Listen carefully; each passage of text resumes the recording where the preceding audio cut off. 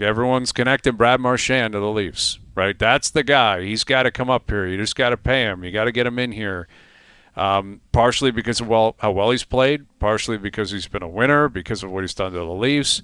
But there's also an element of his personality and his approach and the way he sees the world and the way that he interacts with people. And, you put him in a room like the Leafs room, Matthews is a quiet guy, like outwardly. I don't know what he's like behind the scenes. But, he talks to the media, he does his thing, but he's not a big personality.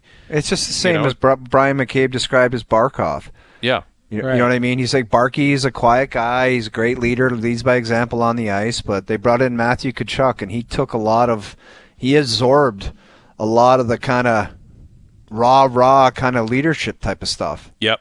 And I think Marchand could really benefit from that. Or the Leafs could really benefit from Marchand being here to do that. But you got to let him be free. You got to let him be himself. I know, but you know how the deal goes, guys. It wouldn't be Brad Marchand, the guy that's scoring a zillion goals on the third line. It would be opening lineup. He'd be on Austin Matthews, left wing, and it's like, you're a first-line left winger now.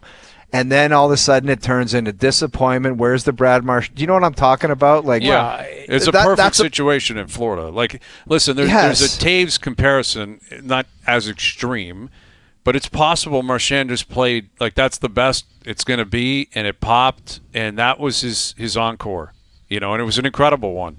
3 months in Florida, wins a cup, third line, perfectly situated, and there's a Patrick Marleau element to this. Totally different player, totally different approach and personality.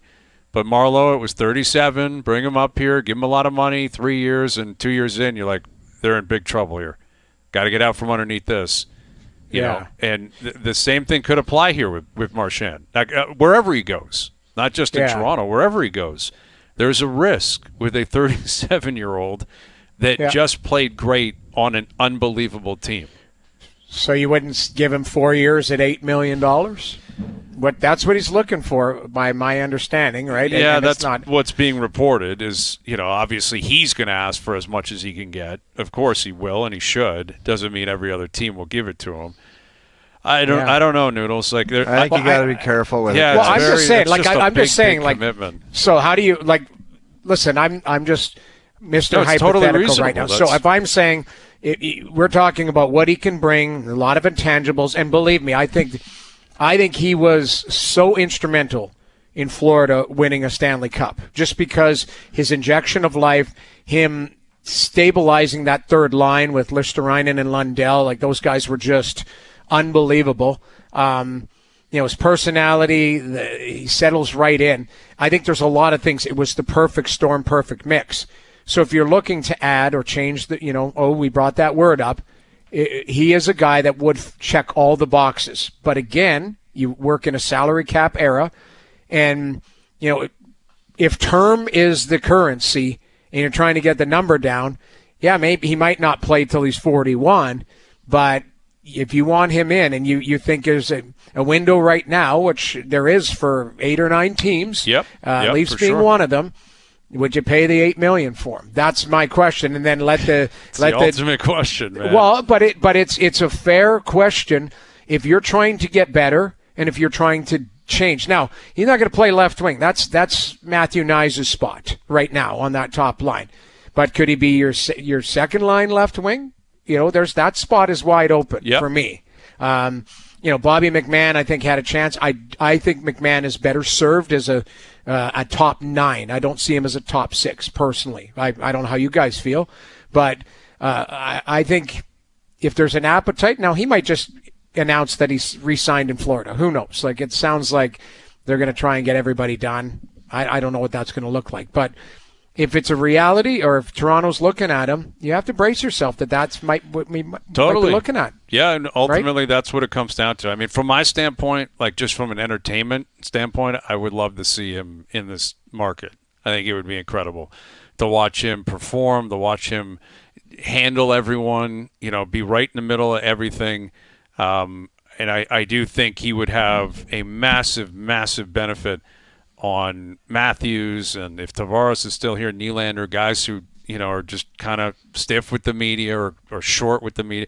Let Marchand go out there and talk. Let him be the personality of the team, and he can still play, and he has to play. It can't just be about the intangible check boxes. He's got to be able to play. But, this is, I think, what the whole league is risking here is you're chasing Florida, and, like, Florida did it. Florida got him when you were supposed to get him, right? Like, Florida got him for one run at $5 million, and, they picked up Sam Bennett when he was making $4.2 million.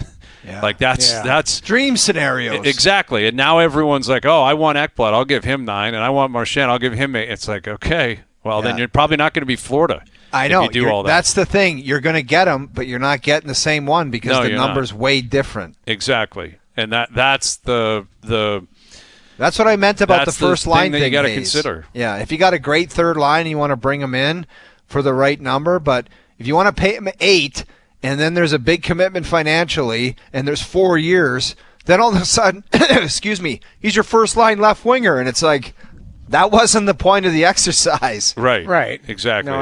No, and that's what they're going to have to figure out. And he's got to get there first. He's got to show interest in the Leafs first. But if all that happens and the number is $32 million or whatever, I would guess the Leafs will give it to him. Like, that would be my guess. They probably would. And I think it would be celebrated. Again, it would be a lot of fun. But he's not Marleau, but there's comparisons on different players and all of that. I know, but Marleau, remember, it was the third. You're like, this third year is killing him at 6'5". Why did they do this? They weren't, Yeah.